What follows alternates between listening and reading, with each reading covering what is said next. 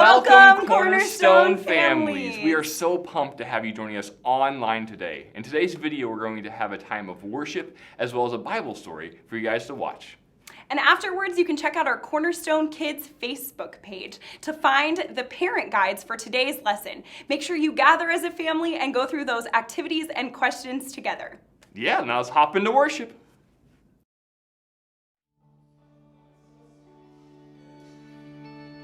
When the night is darkest and I feel weary, I'm not alone, 'cause you are with me. A new day is coming, I see light, and the sun will rise,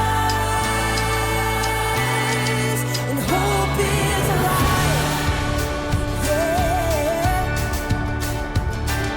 No matter what tomorrow brings, I know that you'll be by my side all the time. You'll never leave me. When shadows fall, I will have no fear, 'cause you're right here.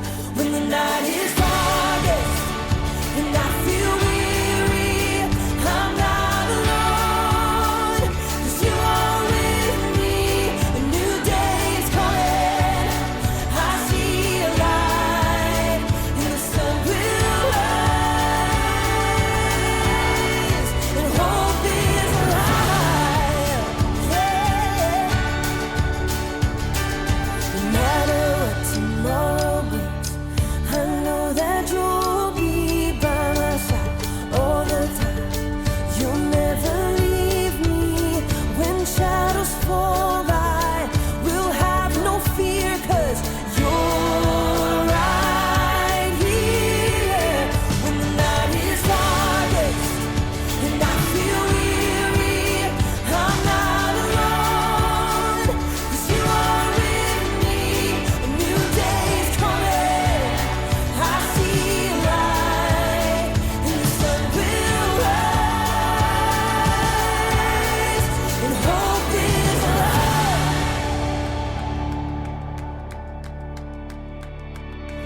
You are a light that makes a way when I am lost.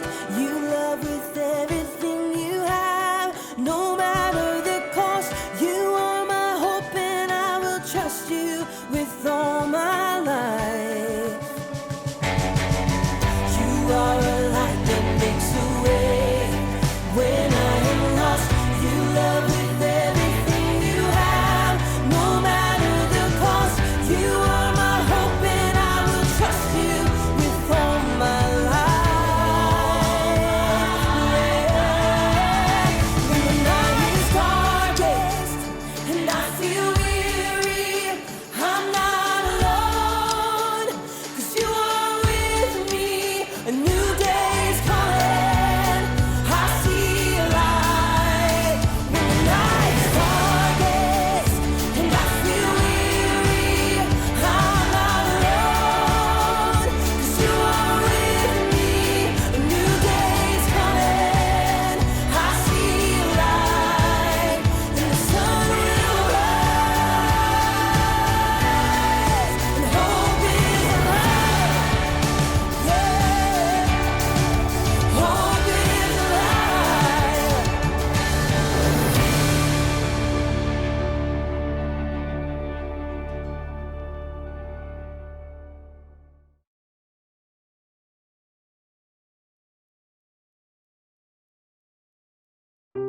The Bible. It's 66 books of history, stories, letters, and poetry that fit together to form God's one big story. The epic adventure of how He created us and loves us so much that He made a way to rescue us. As we travel through the Bible, from Genesis to Revelation, we discover people who met God and found their lives changed forever. Now, for an amazing story, inspired by the book of John. Chapters 18 through 20. In the days before electricity, people were used to living in darkness much of the time. But no one had ever known darkness like the deep dark that descended during Passover week nearly 2,000 years ago. Jesus had arrived in Jerusalem to shouts and cheers. Blessed is the King!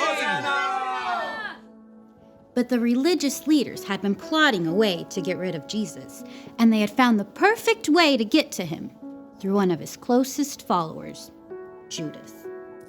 What will you give me if I hand Jesus over to you? For 30 pieces of silver, Judas promised to betray Jesus, the light of the world. Darkness was coming, but Jesus wasn't surprised. After a special Passover meal with his friends, he told them, "In a little while, you will no longer see me.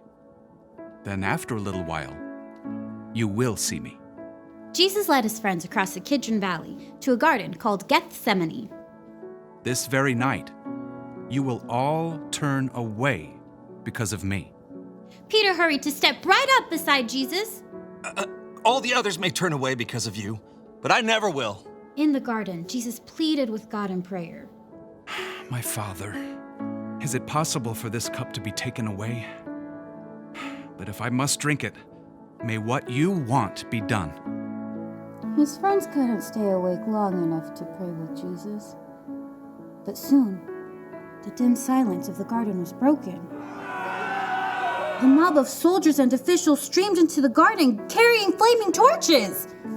Judas marched right up at the front and led them straight to Jesus. "Who do you want?" Jesus of Nazareth! "I am he." At first, everyone fell back, but then they surged forward to grab Jesus. Peter tried to defend him with the sword, but Jesus stopped him. "Put your sword away. Shouldn't I drink the cup of suffering the Father has given me?" Jesus was tied up and taken to the high priest for questioning. Panicked, his friends fled into the darkness, except for Peter and John, who followed at a distance. Peter waited outside in the courtyard while John slipped inside. You aren't one of Jesus' disciples, are you? Peter, afraid for his life, froze.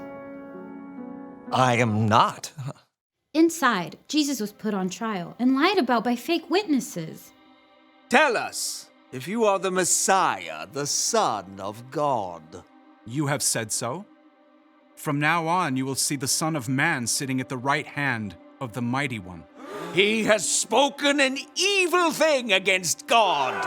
Outside, others asked Peter if he was a friend of Jesus. Twice more he said. I am not. Jesus' own friends had abandoned him. Even as bleak morning light grew, darkness continued to gather. Because the Jewish leaders couldn't sentence anyone to die, they sent Jesus to the Roman governor, Pilate. What charges are you bringing against this man? He has committed crimes. Pilate questioned Jesus himself. Are you the king of the Jews? "My kingdom is not from this world. I was born and came into the world to be a witness to the truth. Everyone who is on the side of truth listens to me." Pilate returned to the crowd. I find no basis for any charge against him. Pilate was afraid of the Jewish leaders who could get him in trouble with the Emperor Caesar. So he gave in, and Jesus was beaten.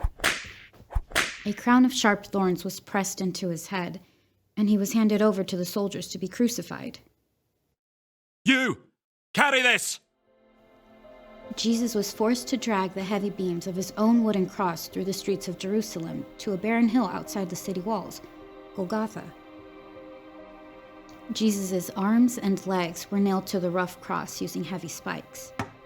Then, the cross was raised up to stand between two other crosses holding thieves. Even though it was the brightest part of the day, darkness began to close in. Must be a storm coming in. Jesus' mother, along with a few of his followers, looked on, their hearts breaking. Around mid-afternoon, Jesus cried out, "My God! My God! Why have you deserted me? It is finished." Then, Jesus bowed his head and died. The earth shook. Rocks split open. The darkness of despair settled into the hearts of Jesus' friends. His body was taken to a nearby garden and placed in an empty tomb. A heavy stone was rolled in the way to block the entrance. Soldiers were even sent to stand guard during the long, dark night. But even in the deepest darkness his world had ever known, God was still at work. Early on Sunday, even before the sun rose, Jesus' friend Mary Magdalene crept to the entrance of the tomb. But when she got to the entrance, the heavy stone had been rolled away. It's empty.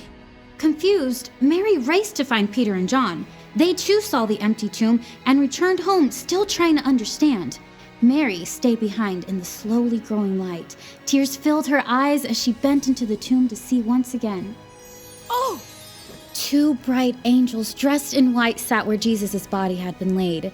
Mary turned back to the garden, her breath catching in her throat.